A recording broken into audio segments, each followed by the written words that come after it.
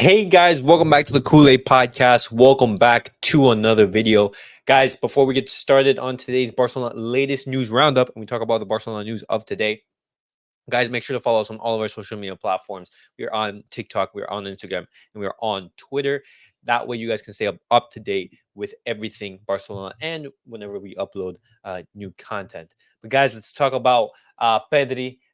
This is going to be like an injury update in general. We're going to be talking about Pedri and Araujo, and then we're going to be talking about a Barcelona pivot. Is that going to be a possible viability in January?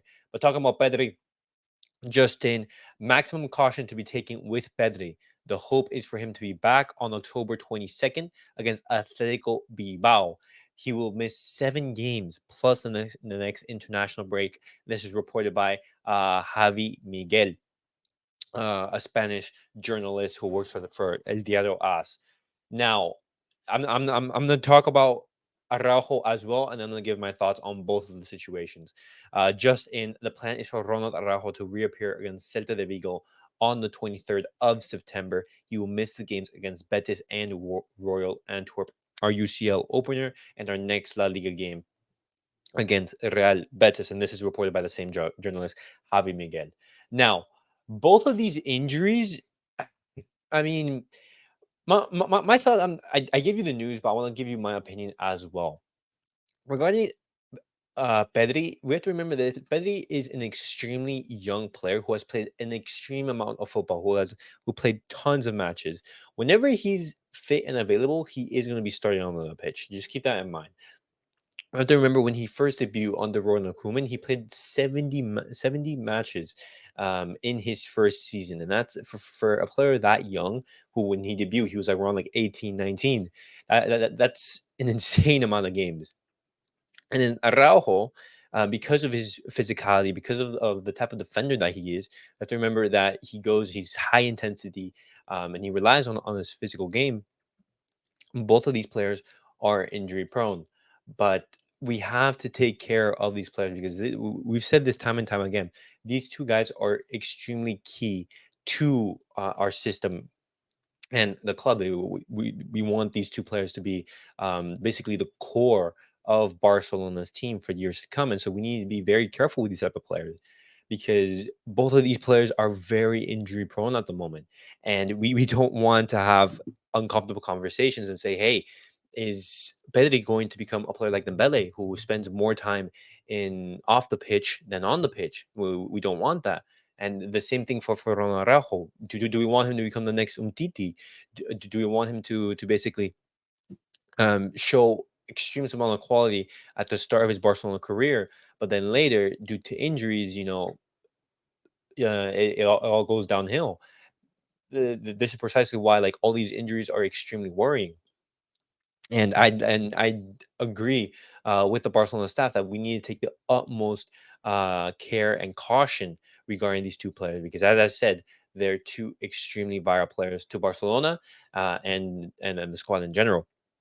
But guys, I wanted to give you that injury update. Pedri, he's going to be coming back into the team next month, basically around the 22nd of October. We're thinking about the game against Atletico Bilbao, and that's such a shame. Like another month out, and it's just crazy. And then Ronald Araujo, he is expected to be back sooner, hopefully by the end of this month. But guys, now let's talk about Barcelona's pivot option. Because according to Roger Torrejo, a Spanish journalist from Mundo Deportivo, he reported this. If Deco gives his approval, the young Uruguayan pro Fabrizio Diaz could arrive in January for a transfer of less than 9 million euros. Now, Fabrizio Diaz is an Uruguayan pivot, extremely talented. He's roughly 20 years of age, and he's you know tons of club have an eye on him. He's highly rated as a youngster, and the thing is that Torito Diaz is not the only option for Barcelona that they're looking at.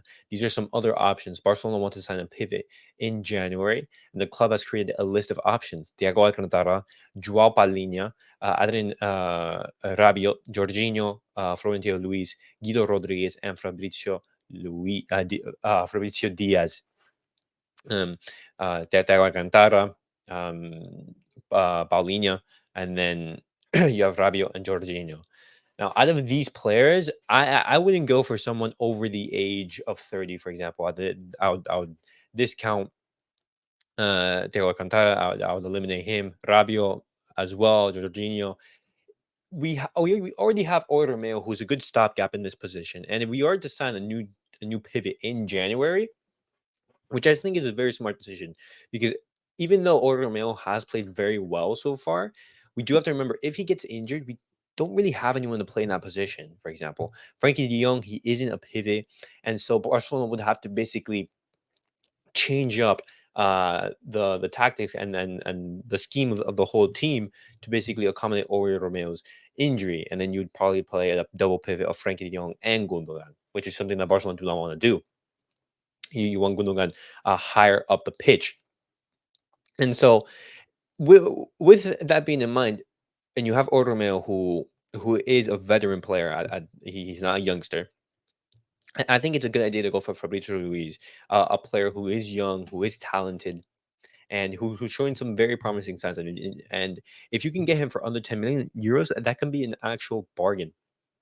Lots of people rate him, and so I think that's the most viable option. Regarding Paulinho, he was actually very close to going to Bayern Munich actually this past summer.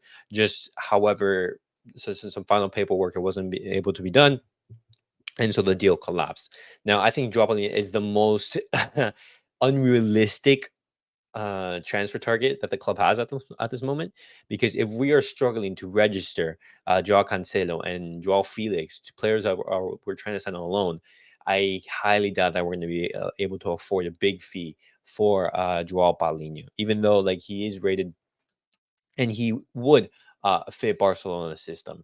But guys, hopefully you guys enjoyed the Barcelona news roundup. What do you guys make of Pedri and Araujo's injury update? What do you guys make of their situation?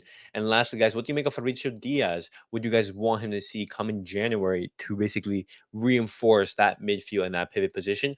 Or if you don't like Fabrizio Diaz, would you guys want to sign some other options? Do any of these options entice you? For example, if you don't want Fabrizio Diaz to be coming to the club, maybe we can sign Guido Rodriguez, a low budget option. Who was on Barcelona's radar, or for example, you can go for the experience of Thiago Alcantara, of Jorginho, or Adrien Rabiot.